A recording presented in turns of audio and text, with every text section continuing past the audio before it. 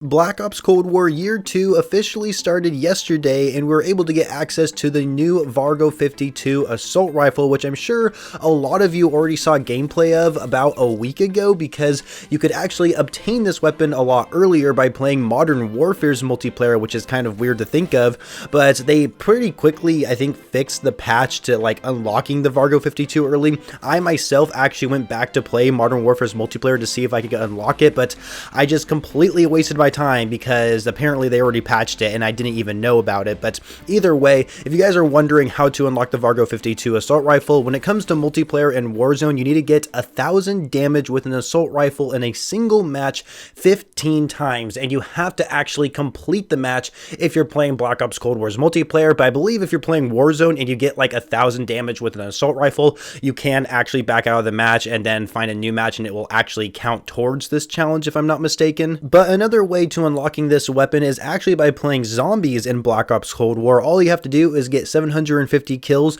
with an assault rifle that has been pack-a-punched 3 times. So once you get your assault rifle, you pack-a-punch it 3 times, and any kill after that will count towards the challenge. This can be a little tricky because you do have to save up a lot of points in order to reach pack-a-punch 3, I suppose, but I guess realistically zombies would be the easiest method, assuming you're a pretty decent zombies player. But Black Ops Cold War zombies isn't that hard to actually play, so I'm sure nobody's going to have trouble doing this method. I myself didn't actually play zombies. I really wish I should have. I just played multiplayer and did the 15 matches. I mean, it took a long time, but heck, whatever. I got the gun unlocked, right? And so, of course, a lot of you have probably already seen gameplay of the Vargo 52. I won't talk too much about it within this video, but I will say it's a great weapon. It is very good at medium range, and it has a pretty good fire rate for the amount of recoil. The recoil is easily predictable, and it's very easy to control.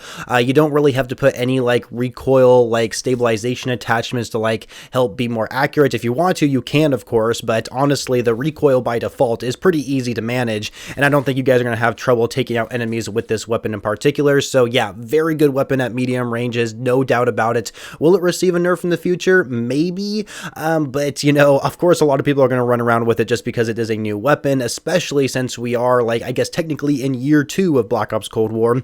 But yesterday we were also supposed to get a new map, not necessarily like a new map, but a returning map from Black Ops called WMD. This map also made a return in Black Ops 4, and I thought it was kind of interesting to see how Treyarch was hyping up releasing a new gun and a map into Black Ops Cold War, and you know, posting it out on Twitter and Instagram, you know, trying to hype people up for it and stuff like that.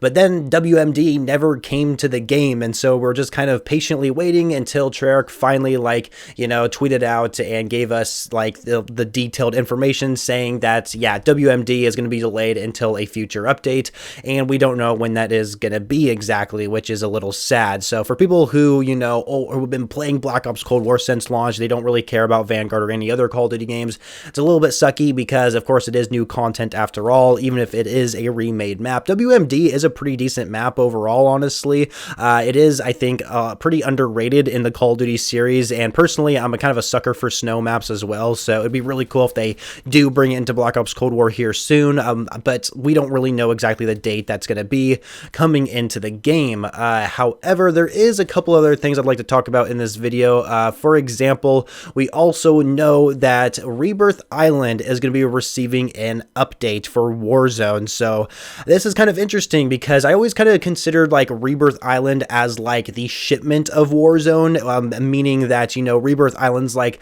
the kind of battle royale game mode you would play to get a lot of kills. I mean, you don't really play battle royale on Rebirth Island. People play it for the resurgence game mode, which allows you to kind of respawn multiple times within a certain amount of time limit, right? And so because of that, you're able to get a lot more kills, and so that's why I call Rebirth Island, or the resurgence game mode on Rebirth Island, the shipment of Warzone. And I think it's kind of interesting that they're going to change the map and the layout. I don't think these are going to be small changes. It looks like they're going to make them like pretty drastic changes, so we'll have to see how the community feels about it.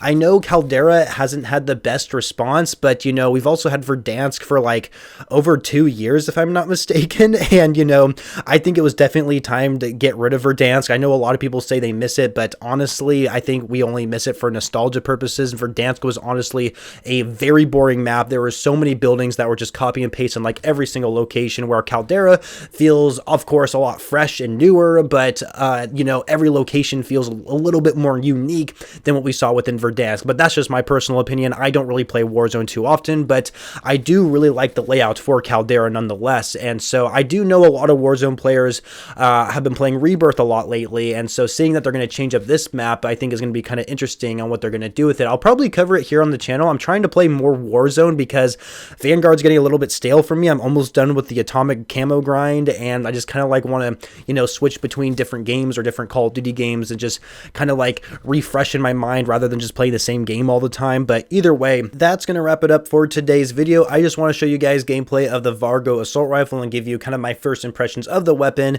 And yeah, of course, it's going to be a really good weapon. And of course, give you guys some details about the WMD map, because I know a lot of us were kind of looking forward to it, but unfortunately it never came. And we know that the jungle is actually going to be coming to Black Ops Cold War. That's kind of something I forgot about. We know there's some other leaked information coming to Black Ops Cold War, and jungle is going to be one of the maps returning to the game. And jungle is a pretty good map in all honesty, so I'd love to see that come to the game, even though it may be a remade map. I know Black Ops Cold War is kind of known for just bringing back maps and copying and pasting them, but honestly, you know, at this point, I don't even think it really matters anymore. And of course, Warzone changes, especially with the Rebirth Island. I think that is going to be interesting as well. So I guess there's some things to look forward to in the next few weeks when it comes to Call of Duty. But nonetheless, that's going to be it for the video, guys. I hope you enjoyed it. Make sure you're subscribed to the channel for videos every day, and I shall catch you guys later.